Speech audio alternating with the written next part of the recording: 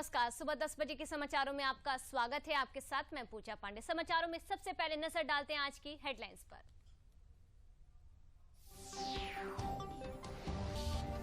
मुख्यमंत्री योगी आदित्यनाथ ने अयोध्या में भगवान श्री राम लल्ला और हनुमानगढ़ी के किए दर्शन। कहा, अयोध्या होगा सोलर सिटी के रूप में विकसित।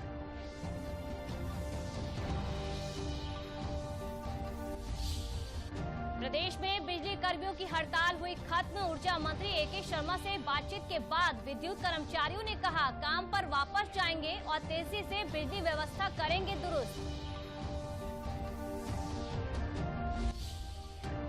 प्रधानमंत्री नरेंद्र मोदी के मन की बात से लगातार बड़ी संख्या में जुड़ रहे हैं लोग। प्रधानमंत्री की बातों को सुनकर जन धन खाते खोलने के लिए लोग हुए प्रेरित।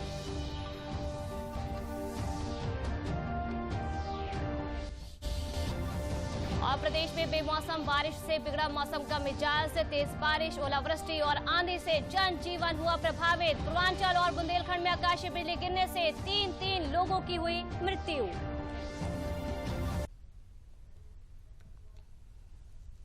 और अब समाचार विस्तार से। मुख्यमंत्री योगी आदित्यनाथ ने कल भगवान श्री राम की नगरी अयोध्या पहुंचकर भगवान रामलला और हनुमानगढ़ी जाकर पवन पुत्र का दर्शन और पूजन किया। मुख्यमंत्री ने इस दौरान कहा कि सूर्यवंशियों की राजधानी अयोध्या को सोलर सिटी में विकसित किया जाएगा।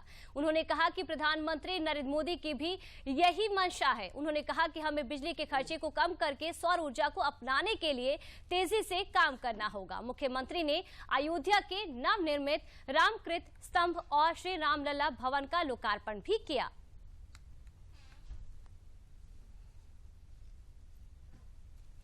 मुख्यमंत्री ने राम जन्मभूमि परिसर को जाने वाले निर्माणाधीन मार्ग पर पैदल चलकर स्थलीय निरीक्षण किया। उन्होंने हो रहे कार्य के बारे में जानकारी भी ली और गुणवत्ता युक्त कार्य करने के निर्देश भी दिए। अधिकारियों को निर्देशित करते हुए मुख्यमंत्री योगी आदित्यनाथ ने कहा कि आने वाले श्रद्धालुओं को किसी भी प्रकार की असुविधा न हो, इस तरह से अयोध्या का विकास किया जाएगा।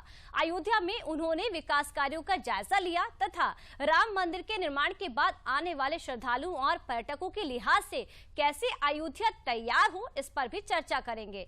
भगवान श्री रामलला के मंदिर का निर्माण कार्य 70% पूरा कर लिया गया है। जनवरी में भगवान श्री रामलला विराजमान होंगे, इसको लेकर तैयारियां भी की जा रही है। मुख्यमंत्री ने इस अवसर पर रामकोट के लोकार्पण के कार्यक्रम में कहा कि कलयुग में केवल राम का नाम ही मुख्य आधार है, जिसको लेकर हम भवसागर से पार उतर सकते हैं।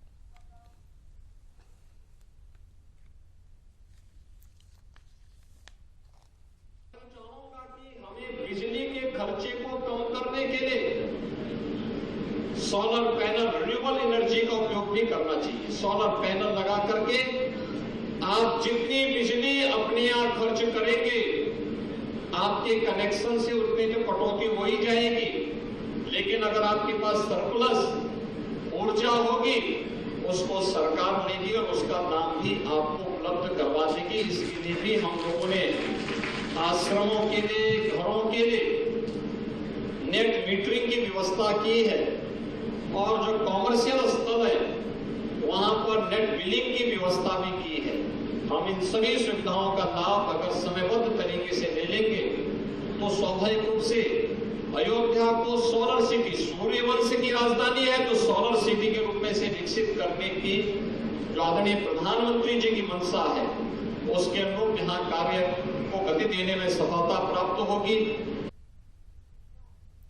मुख्यमंत्री योगी आदित्यनाथ ने इस दौरान कहा कि बिजली व्यवस्था के विकल्प तलाशने पड़ेंगे जो सोलर एनर्जी से मिलेंगे। उन्होंने कहा कि 1 वर्ष के अंदर अयोध्या विश्व की सबसे सुंदर नगरी बन जाएगी। भगवान श्री रामलला जब मंदिर में स्थापित होंगे तब इसकी भव्यता देखते ही बनेगी। एयरपोर्ट तैयार हो रहा है, जिसका रनवे बन रहा है। टर्मिनल और बिल्डिंग की बाउंड्री बनकर तैयार हो रही है। राम पथ का निर्माण कार्य तेजी से हो रहा है।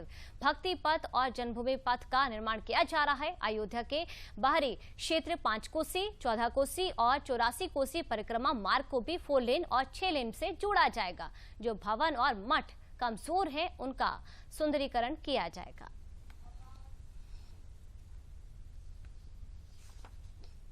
श्री राम जन्मभूमि पर रामलला के विराजमान होने के पूर्व यहां पर रामकोट के भव्य लोकार्पण का कार्यक्रम यहां पर संपन्न हुआ है। ये इसलिए महत्वपूर्ण है कि इस पवित्र स्थल पर नाम और नामी दोनों यहां पर विराजमान है। हम सब जानते हैं कि हम सब ने अपने पवित्र ग्रंथ रामचरितमानस को पढ़ा है और हम सब जानते हैं कि जपात शतम पुण्यम गुणम पुण्यम रामनामाभिलेखनम, यानी जब से 100 गुना ज्यादा पुण्य नाम लिखने से, और यहां पर तो 28 कोटि 28 करोड़ नाम रामकोट में संरक्षित किए गए हैं और ये निरंतर इसमें अभिवृद्धि होती हुई दिखाई देगी। यानी इसका पुण्य हमें अनंत काल तक न केवल सन्मार्ग पर ले चलने की, बल्कि हम सबको जीवन के समृद्धि के मार्ग पर अग्रसर करने की एक नई प्रेरणा प्रदान करेगा। ऊर्जा मंत्री ए.के. शर्मा के आश्वासन पर बिजली विभाग के कर्मचारी संगठन के नेताओं ने हड़ताल वापस ले ली है। बिजली कर्मचारी संगठन के अध्यक्ष शैलेंद्र दुबे ने कहा कि विद्युत मंत्री के साथ संगठन की सकारात्मक बात हुई है और उन्होंने कर्मचारियों की मांगों को मानने का आश्वासन दिया है। ऊर्जा मंत्री ए.के. शर्मा जी ने संघर्ष समिति को भी आश्वासन दिया है कि हड़ताल के दौरान कर्मचारियों के खिलाफ की गई संपूर्ण कार्रवाई को वापस लिया जाएगा और इसके लिए उन्होंने यूपीपीसीएल के चेयरमैन को निर्देशित भी किया है कि अब तक कर्मचारियों के खिलाफ की गई कार्रवाई में चाहे एफआईआर हो, निलंबन हो या अन्य किसी प्रकार की कार्रवाई की गई हो, इसे शीघ्र ही वापस लिया जाएगा। संघर्ष के अन्य मुद्दों पर विचार करने के लिए आने वाले समय में वार्ता के माध्यम से हल किया जाएगा। ऊर्जा मंत्री ने संघर्ष समिति के पदाधिकारियों से भी कहा कि प्रदेश में जहां कहीं भी विद्युत आपूर्ति बाधित हो उसे शीघ्र संचालित किया जाए और जो भी कर्मचारी कार्यस्थल पर ना हो वे कार्यस्थल पर जाकर अपनी ड्यूटी करे।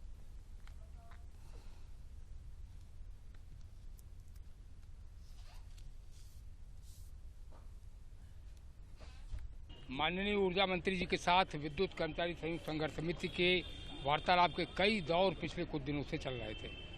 आज सार्थक परिणाम आने के बाद माननीय ऊर्जा मंत्री जी, माननीय मुख्यमंत्री जी और माननीय उच्च न्यायालय के प्रति सम्मान प्रकट करते हुए, प्रदेश की जनता की तकलीफों को ध्यान में रखते हुए विद्युत कर्मचारी संयुक्त संघर्ष समिति ने अपनी 72 घंटे की सांकेतिक हड़ताल को एक दिन पहले आज हमने वापस लेने का निर्णय लिया है।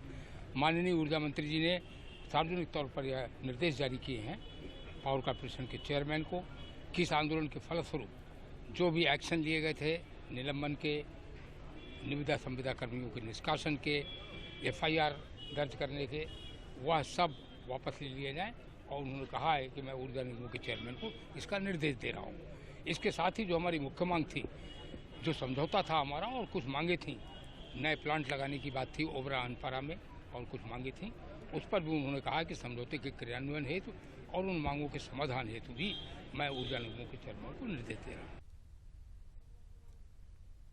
संसद के बजट सत्र का दूसरा हिस्सा लगातार हंगामे और शोर शराबे की भेंट चढ़ रहा है। आज फिर सवाल यही है कि क्या आज दोनों सदनों में गतिरोध टूट पाएगा, क्योंकि राहुल गांधी के लंदन में दिए विवादित बयान के बाद से सरकार और भाजपा दोनों ही आक्रामक हैं और राहुल से माफी की मांग पर अड़े हैं। वहीं दूसरी ओर कांग्रेस समेत पूरा विपक्ष चाहता है कि अडानी से जुड़े हिंडनबर्ग रिपोर्ट पर जेपीसी की जांच बिठाई जाए। इन सबके बीच संसद के विधायी कामकाज बुरी तरह से प्रभावित हो रहे हैं। दोनों सदन में कई विधेयक लंबित पड़े हैं, साथ ही कई सरकारी विभागों की रिपोर्ट भी पेश नहीं हो पा रही है।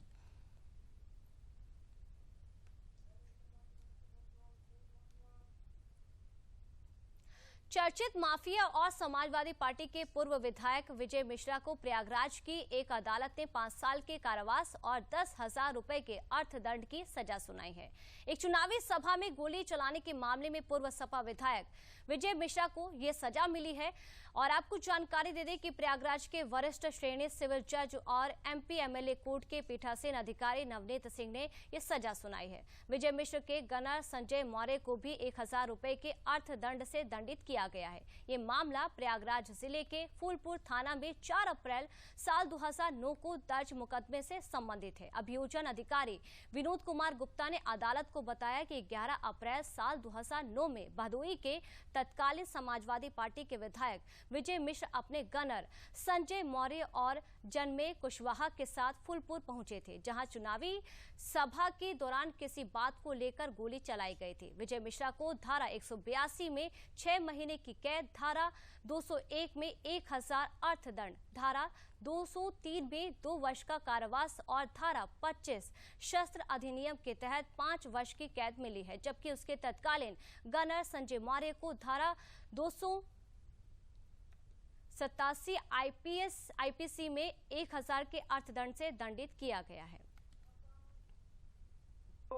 अंतर्गत धारा 182 आईपीसी में 6 माह का कारावास, 201 आईपीसी में 1000 रुपए अर्थदंड, 203 आईपीसी में 2 वर्ष का कारावास व 25 1A आर्म्स एक्ट में 5 वर्ष का कारावास व 10,000 रुपए अर्थदंड से दंडित किया गया। इसी प्रकार से उनके गनर कांस्टेबल संजय मौर्य को भी 287 आईपीसी में 1000 रुपए अर्थदंड से दंडित किया गया है। प्रधानमंत्री नरेंद्र मोदी मन की बात कार्यक्रम से लोगों को हमेशा प्रेरित करते हैं। उन्होंने लोगों को जनधन खातों के बारे में कहा कि ये बैंक आपकी है, इनसे रिश्ते मजबूत रखना, ये बैंकें हम आपके द्वार लेकर आए हैं, हमेशा खातों को सक्रिय रखना, इससे प्रगति के द्वार खुलेंगे। उन्होंने जनशक्ति के बारे में कहा कि हमेशा से लोकतंत्र में जनशक्ति पर विश्वास रहा है, हम जनशक्ति के बारे में जितना सोचते हैं वह उससे भी अधिक है।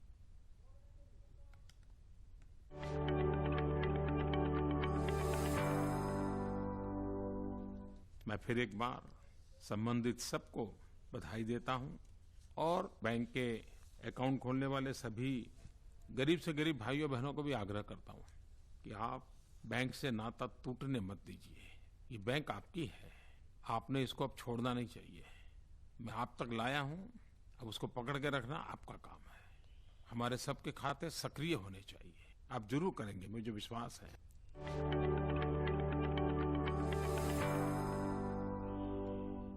लोकतंत्र में जनशक्ति का अपार महत्व है। मेरे जीवन में एक मूलभूत सोच रही है और उसके कारण जनशक्ति पर मेरा अपार विश्वास रहा है। लेकिन मन की बात ने जो समझाया, जो जाना, जो अनुभव किया, उससे मैं कह सकता हूं कि हम सोचते हैं उससे भी ज्यादा जनशक्ति अपरंपार होती है।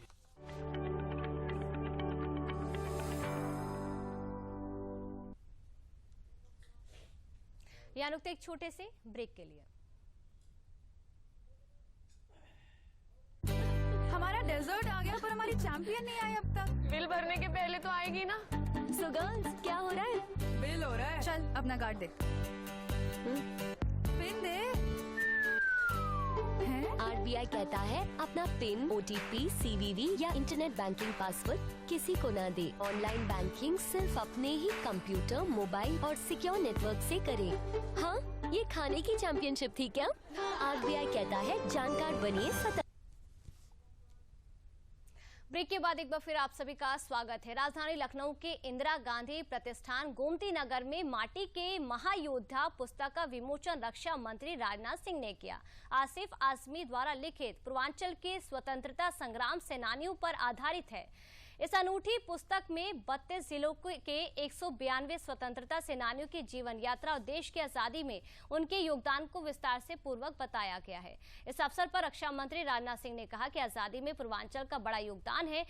ये आंदोलन इसी धरती पर है। ज्ञान, साहित्य, संगीत के साथ संत और ज्ञान परंपरा भी यहीं से शुरू हुई है। उन्होंने कहा कि प्रधानमंत्री नरेंद्र मोदी ने कहा था कि आजादी के वीर सपूतों को याद करना चाहिए जिनके नाम नहीं आ पाए हैं। उनके योगदान को इस पुस्तक में दर्शाया गया है। भारत के इतिहास को विचारधारा की स्याही से लिखा गया। हमें एक बार फिर से इतिहास को देखना होगा। और आजादी के बाद यह सब बदलना चाहिए था, पर दुर्भाग्यवश आजादी के बाद भी भारत के इतिहास को विचारधाराओं से प्रभावित होकर लिखा गया। आपको याद दिलाना चाहता हूं, 1857 के स्वतंत्रता संग्राम को फर्स्ट वार ऑफ इंडिपेंडेंस की जगह सिपाही म्यूटनी कहा गया। वीर सावरकर जैसे महान देशभक्त को ब्रिटिश स्टूज कहने तक और भगत सिंह को रिवॉल्यूशनरी टेररिस्ट बोलने तक पक्षपाती इतिहासकारों ने के एक विशेष गुट ने भारत के इतिहास को, जैसा कि मैंने पहले भी कहा, विचारधाराओं की स्याही से लिखा है। और मुझे यह देखकर अत्यंत प्रसन्नता होती है आज कुछ युवा इतिहासकार उस गलती को सुधारने का काम इस समय कर रहे हैं। आसिफ आजमी साहब की यह किताब हमें अपनी मिट्टी के प्रति गौरवान्वित करती है, हमें अपने पुरखों के स्वर्णिम इतिहास और विरासत से हमें जोड़ती है, अपनी मिट्टी के प्रति आत्मगौरव और स्वाभिमान को जगाती है। अपनी माटी के प्रति सिर झुकाते हुए अंत में मैं यही कहूंगा, यह किताब पूरब की माटी के उन्नत और बलिदानी ललाट पर शब्दों का मंगल तिलक है।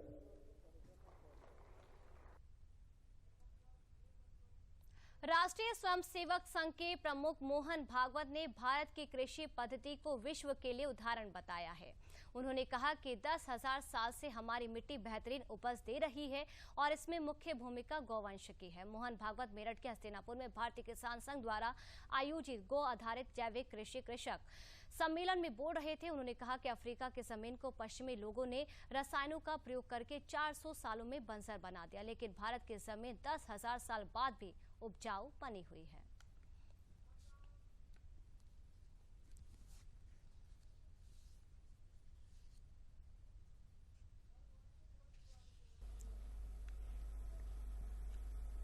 खेती की तात्कालिक उपज बढ़ाकर, अनाप शनाप बढ़ाकर अन्न को, जल को, भूमि को, वायु को, मनुष्यों के शरीर को विषयुक्त बनाने वाले तंत्र का लंबा अनुभव हम ले चुके। उसके नुकसान हमारे साक्षात है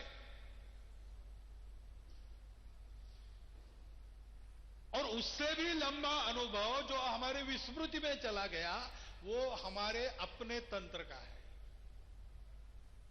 वो स्व का तंत्र, अपनी कृषि का तंत्र, गौ आधारित कृषि का तंत्र। 10,000 साल हमारी जमीन जोती जा रही है, आज भी वो उपजाऊ है। अफ्रीका की कुंवारी जमीन थी, पाश्चात्य लोग वहां गए, अपने तंत्र से खेती की, 400 साल के अंदर वो बंजर बन गई। प्रदेश के कई हिस्सों में रुक रुक कर हो रही लगातार बारिश के चलते मौसम में बदलाव आया है। आज सवेरे से राजधानी लखनऊ के विभिन्न इलाकों में हल्की से तेज बारिश होने के साथ तापमान में गिरावट दर्ज की गई है। मौसम विभाग के अनुसार प्रदेश के कई हिस्सों में 25 मार्च तक रुक रुक कर बारिश होने का सिलसिला जारी रहेगा। जहां मौसम विभाग के वैज्ञानिक मोहम्मद दानिश ने बताया कि पूर्वांचल के कई इलाकों में भी कल रात भर बारिश हुई और आज भी लखनऊ सहित कई जिलों में बारिश का सिलसिला जारी है। मौसम विभाग के वैज्ञानिक ने बताया कि पश्चिमी विक्षोभ और पूर्वी तथा पश्चिमी हवाओं के मिलने के कारण बेमौसम बारिश की स्थिति बनी है। इसी बीच प्रदेश के अधिकांश जिलों में मौसम विभाग ने ओले पड़ने की चेतावनी भी जारी की है। साथ ही लोगों को आकाशीय बिजली से सावधानी बरतने की भी चेतावनी दी गई है।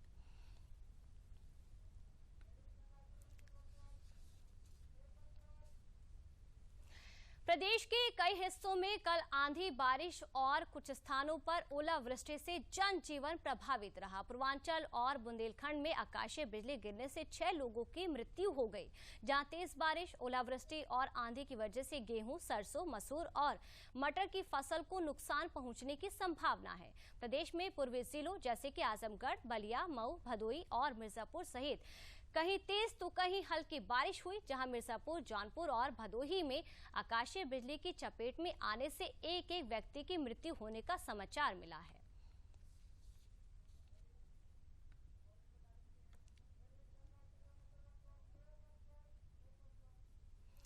राजधानी लखनऊ और प्रदेश के अन्य हिस्सों में कैसा रहेगा मौसम का मिजाज, इसकी और जानकारी के लिए चलते हैं मौसम विभाग के वैज्ञानिक मोहम्मद दानिश के पास।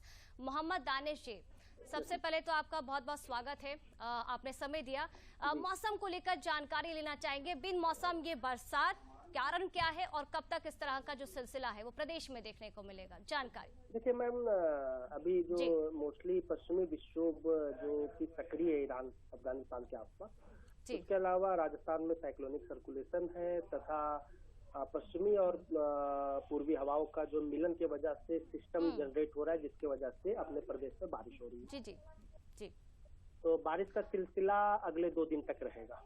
जी, लोगों को क्या कुछ कहना चाहेंगे, क्योंकि फसलों को लेकर भी जो लोग हैं उनका नुकसान हो रहा है, किसानों को लेकर क्या कुछ कहना चाहेंगे आप? देखिए, कहने का मतलब ये है कि जो आज और कल जैसे गरज चमक के साथ तेज हवाएं भी चल सकती है और जिससे मतलब मध्यम टाइप का वर्षा भी हो सकता है। तो जाहिर सी बात है कुछ जगह ओले पड़ने के भी चांसेस है, जिससे तो जाहिर सी बात है किसानों का नुकसान तो होगा ही होगा। बाकी अब ये तो मौसम है, आता रहता है।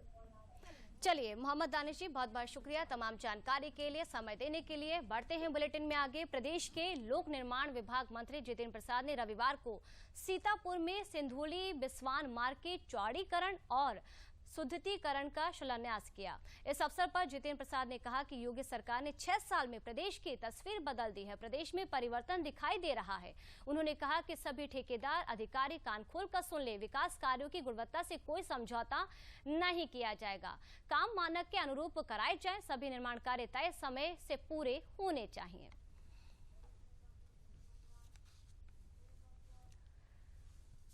तो वहीं राजधानी लखनऊ में 21 मार्च से 25 मार्च तक Akhil Bharatiya police athlete cluster championship का आयोजन किया जा रहा है। लखनऊ में एसएसपी मुख्यालय में इसकी जानकारी देते हुए एसएसपी महानिरीक्षक रत्न संजय ने बताया कि इस चैंपियनशिप का उद्देश्य साल 2028 में होने वाले ओलंपिक में भारत का उच्च प्रदर्शन करना है। इस प्रतियोगिता में पूरे देश में केंद्रीय पुलिस बल, राज्य पुलिस बल और केंद्र शासित प्रदेशों की कुल 33 टीमों के 1368 खिलाड़ी प्रतिभाग करेंगे। प्रतियोगिता का उद्घाटन 21 मार्च को मुख्यमंत्री योगी आदित्यनाथ करेंगे। इस मौके पर प्रतियोगिता का लोगो भी लॉन्च किया गया। यहाँ पर हम लोगों का कार्यक्रम परसों है, ओपनिंग का 21 तारीख को सवेरे 10 बजे। माननीय मुख्यमंत्री उत्तर प्रदेश श्री योगी आदित्यनाथ जी चीफ गेस्ट होंगे और यहाँ पर जो हमारे लब्ध प्रतिष्ठित धावक हैं और हमारे स्पोर्ट्स पर्सन्स हैं वो टॉर्च लेकर आएंगे और टॉर्च को हम लोग उसके बाद में फ्लेम जलाएंगे।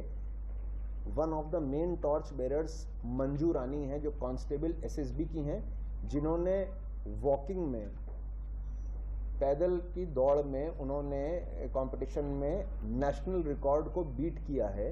वो हमारी टॉर्च बेरर होंगी। 3 टॉर्च बेरर्स होंगे, उसमें से प्रमुख वो होंगी। प्रधानमंत्री डिजिटल योजना मथुरा के गांव-गांव में भी साकार हो रही है। ग्राम पंचायत में ग्राम सचिवालय बनाए गए हैं जो प्रत्येक ग्रामीण नागरिकों को डिजिटल रूप से साक्षर बना रहे हैं और वे अपने बचत खातों में विभिन्न योजनाओं की धनराशि सीधे प्राप्त करने के साथ लेन देन भी डिजिटल रूप से कर पा रहे हैं। ग्राम सचिवालय में किसान सम्मान निधि, प्रधानमंत्री किसान फसल बीमा योजना, प्रधानमंत्री अन्न योजना के राशन कार्ड, प्रधानमंत्री उज्ज्वला योजना, छात्रवृत्ति फार्म, ई श्रम कार्ड, मृत्यु प्रमाण पत्र, जन्म प्रमाण पत्र, जाति आय और निवास प्रमाण पत्र आदि बनाने की सहज सुविधा ग्राम वासियों को अब मिल रही है।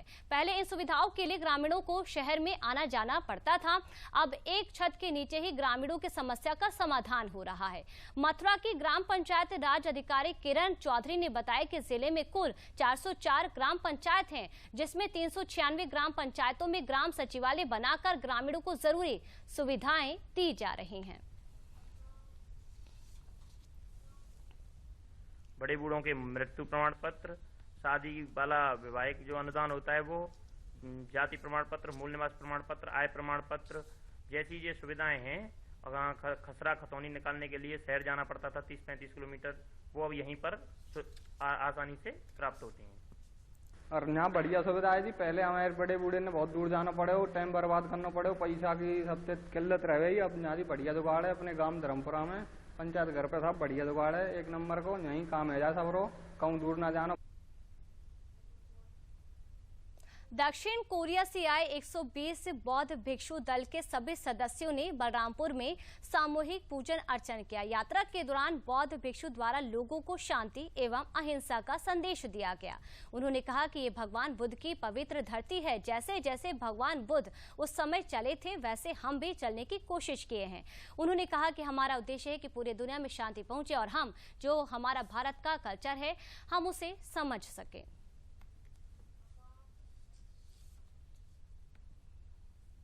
जैसे कि यहाँ पे हमारा दक्षिण कोरिया के साथ भारत का मैत्रीय संबंध को 50 साल पूरा हुए, एक तो वो खुशी की बात है। दूसरा ये भगवान बुद्ध की पवित्र धरती है। जैसे भगवान बुद्ध ने अपने उस समय जैसे जैसे चले थे वैसे हम भी चलने की कोशिश किए और यही उद्देश्य था कि पूरी दुनिया में शांति पहुँचे और हम जो हमारा भारत का कल्चर है ये समझ सके और इसी उद्देश्य के साथ हम लोग यहाँ पे। तो वहीं आजमगढ़ शहर के सिधारे स्थित शारदा टॉकीज में चल रहे अंतर्राष्ट्रीय फिल्म फेस्टिवल का दूसरा दिन विदेशी कलाकारों के आकर्षण का केंद्र रहा। दूसरे दिन 7 फिल्मों का प्रदर्शन हुआ। 8 दिवसीय फिल्म साहित्य और नाट्य उत्सव में राष्ट्रीय और अंतर्राष्ट्रीय स्तर के फिल्म निर्देशन तथा पत्रकारिता से जुड़े लोगों ने अपने अनुभव के साथ इस क्षेत्र के तकनीकी और बारीकियों से दर्शकों को अवगत कराया। जहाँ जर्मन कलाकार सुजेन बर्नर्ट ने कहा कि जर्मनी में रहने के बावजूद उन्हें भारतीय फिल्मों से काफी प्रेम रहा है और इसीलिए उन्होंने हिंदी सीखी। मराठी फिल्मों में काम करने के लिए मराठी लोक नृत्य लावड़ी भी सीखा। जहां फ्रेंच अभिनेत्री मारियान बोर्गो ने अपनी फिल्मों के बारे में चर्चा करते हुए कहा कि भारतीय फिल्मों के साथ ही उन्हें भारत की संस्कृति से भी बहुत प्रेम है। इस मौके पर उनकी लघु फिल्मों में भारतीय संस्कृति की झलक को दर्शकों ने देखा है। चूज किया अजित राय हमने इनवाइट किया, मैं और मारियान यहाँ आकर, क्योंकि सिनेमा पूरी दुनिया के लिए है, सिर्फ मेट्रोपॉलिटन बिग सिटीज के लिए नहीं है, शहरों के लिए नहीं है, छोटे गांव के लिए भी होना चाहिए। तो ऐसे मूवीज दिखा रहे हैं आप लोग शायद टीवी में नहीं देख पाएंगे। It's wonderful to be in Azamgढ़ because it's like I will say India 40 years ago. It's still very, very authentic and absolutely beautiful. And this festival is full of beautiful energy because Abhishek Pandit, as you know, is a theater, actor and director. And the place here is full of that wonderful energy of actors. So I'm thrilled to be here. अब आजमगढ़ भी अब change हो गया है। देख कर खुशी होती है कि आजमगढ़ हमारा कितना आगे बढ़ गया है। और यहाँ पे अब देख रहे हैं कि अब कोई भी चीज़ ऐसी नहीं बची है जो बड़े शहरों में होती है, वो हर चीज़ें यहाँ पे अब होने लगी हैं और देख के बहुत ही खुशी होती है। 17 मार्च साल 2023 से 19 मार्च साल 2023 तक चलने वाले उत्तर प्रदेश योग लीग साल 2023 का कल लखनऊ में समापन हुआ, जिसमें मुरादाबाद, मेरठ और वाराणसी समेत 18 मंडलों के 19 वर्ष से कम आयु के प्रतिभागियों ने हिस्सा लिया। लखनऊ के जिलाधिकारी सूर्यपाल गंगवार ने विजेता प्रतिभागियों को पुरस्कृत किया। इस मौके पर क्षेत्रीय क्रीड़ा अधिकारी अजय कुमार सेठी भी मौजूद रहे।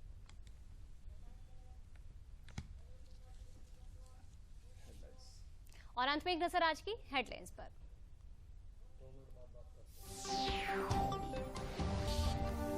मुख्यमंत्री योगी आदित्यनाथ ने अयोध्या में भगवान श्री राम और हनुमानगढ़ी के किए दर्शन। कहा, अयोध्या होगी 16 सिटी के रूप में विकसित।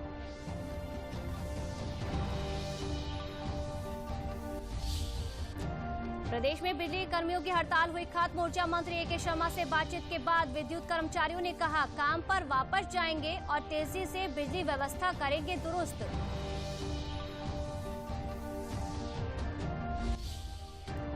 प्रधानमंत्री नरेंद्र मोदी की मन की बात से लगातार बड़ी संख्या में जुड़ रहे हैं लोग। प्रधानमंत्री की बातों को सुनकर जन धन खाते खोलने के लिए लोग हुए प्रेरित।